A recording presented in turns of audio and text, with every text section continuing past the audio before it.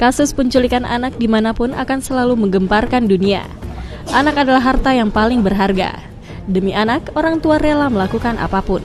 Namun sayangnya sebagian dari mereka tak merasakan kebahagiaan menjalani masa kanak-kanak sebab mereka pernah mengalami sebuah kejadian buruk sewaktu usianya masih sangat dini. Kepolosannya dimanfaatkan penculik untuk tindak kriminal.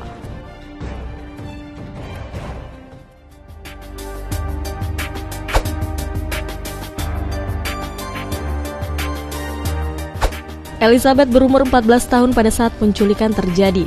Ia diculik pada saat pulang sekolah dan sedang menunggu bus yang akan mengantarnya pulang ke rumah pada 6 September 2006. Vincent Villiau, sang penculik, membawanya ke hutan dan menyandaranya di bunker bawah tanah sedalam 15 kaki.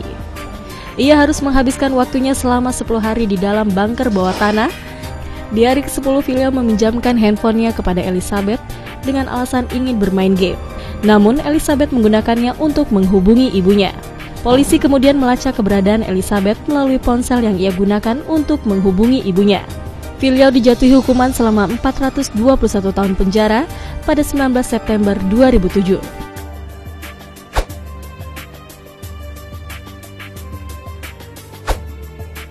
Natasha Campus, gadis cilik berusia 10 tahun, diculik dan disekap selama 8,5 tahun oleh Wolfgang Priklopil ketika dalam perjalanan pergi ke sekolah tanggal 2 Maret 1998. Sang penculik menyembunyikan Natasha di rumahnya di gudang bawah tanah selama 8 tahun. 8 tahun Priklopil menyiksa gadis cilik tersebut baik fisik, mental, dan juga secara seksual.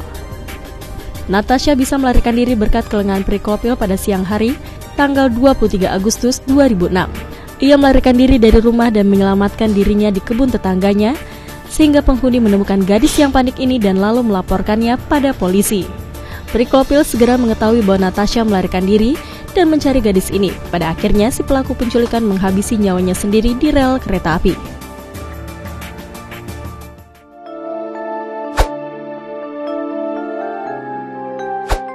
Mark Dutroux menculik Sabine Dardenne yang saat itu berusia 12 tahun pada 28 Mei 1996. Dutroux kemudian merantai leher Sabine di sebuah ruang bawah tanah dan lebih parahnya, Sabine kemudian diperkosa dan tidak diberi makan selama berhari-hari. Beruntung Sabine dapat meloloskan diri lantaran ayahnya adalah seorang perwira polisi. Dutroux pun mengaku bahwa dirinya adalah anggota dari sindikat pedofil nasional yang melibatkan banyak masyarakat Belgia. Sabine pun kemudian tumbuh menjadi seorang wanita dewasa hingga akhirnya memutuskan untuk menjadi seorang polisi dan merilis sebuah buku berjudul I Choose to Live.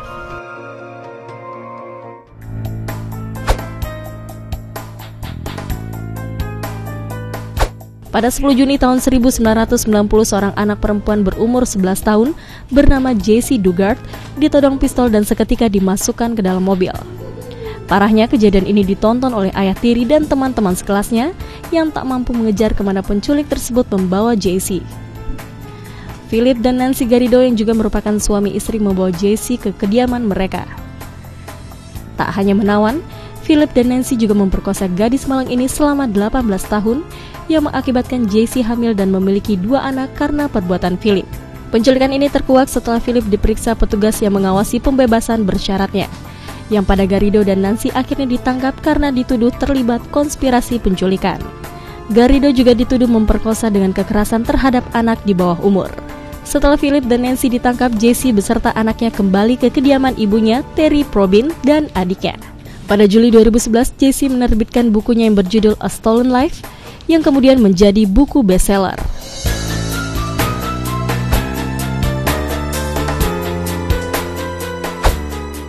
Pada 4 Desember 1972, Steve Steiner tertipu menerima tumpangan Erwin Edward Murphy. Mobil yang dikendarai Erwin ternyata juga mengangkut Kenneth Parnell, seorang penjahat seksual yang mencari anak-anak untuk tujuan ritual kepercayaannya. Selama 7 tahun, pria pecandu seksual tersebut tinggal di pengasingan dengan Steiner dalam serangkaian rumah di lokasi terpencil California, di mana ia menyalahgunakan anak itu secara psikologis dan seksual. Si penculik kembali menculik seorang anak bernama Timothy White pada tahun 1980.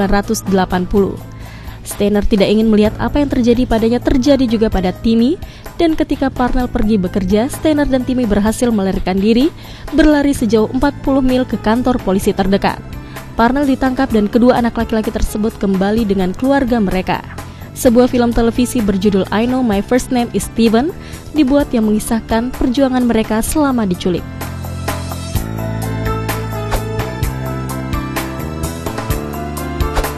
Fusako Sano berusia 9 tahun saat ia diculik oleh Nobuyaki Sato pada 13 November 1990. Nobuyaki Sato dikenal sebagai pria pengangguran dengan jiwa yang tidak stabil. Saat itu Sano dipaksa masuk ke dalam mobil Sato dan pada akhirnya disekap di lantai atas apartemen Sato. Selama 9 tahun masa penculikan, Fusako mengalami berbagai kekerasan dengan pistol setrum, pisau, dan pemukulan bertubi-tubi. Ibu Nobuyaki memberanikan diri menelpon polisi pada 28 Januari 2000 dan Nobuyaki Sato pun ditangkap.